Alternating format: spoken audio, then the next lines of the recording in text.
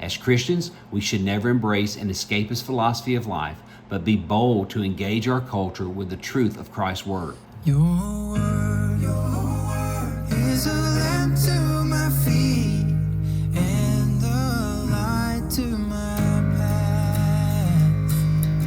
This is Pastor Ben Gardner with Lighting the Way, a ministry of Grace Reformed Baptist Church. Currently, our church is learning a psalm, Psalm 72, which teaches us about the nature and the scope of the kingdom of Christ. This psalm is important and timely because when you listen to the way many Christians talk today, you would think that Satan is in charge of the world. You hear it constantly in the pessimism about the future, fear that everything is spiraling out of control, and this idea that the church is just holding on by a thread until we can escape. But I want to tell you, that's a horrible, unbiblical doctrine. We do not live in a world where Satan is in control, and we should never have an escapist mentality as Christians. When you look at Psalm 72, and when you read through the New Testament, you see a completely different reality. The kingdom of Christ is not some far-off future event. When Jesus Christ was raised from the dead and ascended to the right hand of God the Father, God gave him a name which was above every name. Furthermore, we learn that all authority in heaven and on earth has been given to him.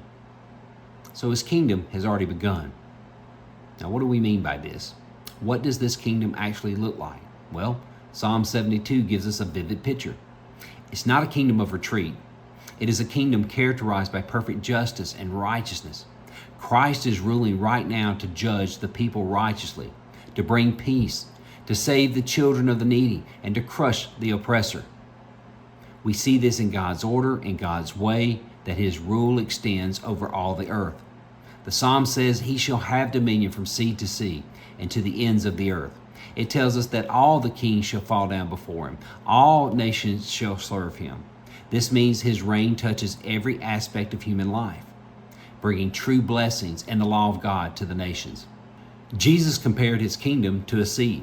It was planted 2,000 years ago. So what happens to a seed between the time it is planted and the time that it is harvested? Well, it grows. It advances. And that is our history. See, Christ started his kingdom 2,000 years ago, and the Bible tells us that the government rests upon his shoulders. The prophet Isaiah tells us of the increase of his government and peace, there will be no end.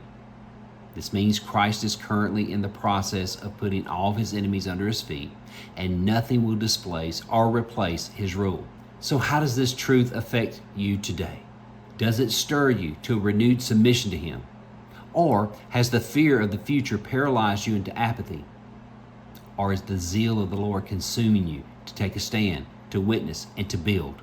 The complaints of those doing nothing for Christ's kingdom should never deter soldiers of the cross from obeying their King, who has called us to disciple the nations. If we desire to see the blessings described in Psalm 72, then we need to be about the business of growing the kingdom and strengthening the kingdom. This means we're going to need to commit our resources to his cause. As Christians, we should never embrace an escapist philosophy of life, but be bold to engage our culture with the truth of Christ's Word.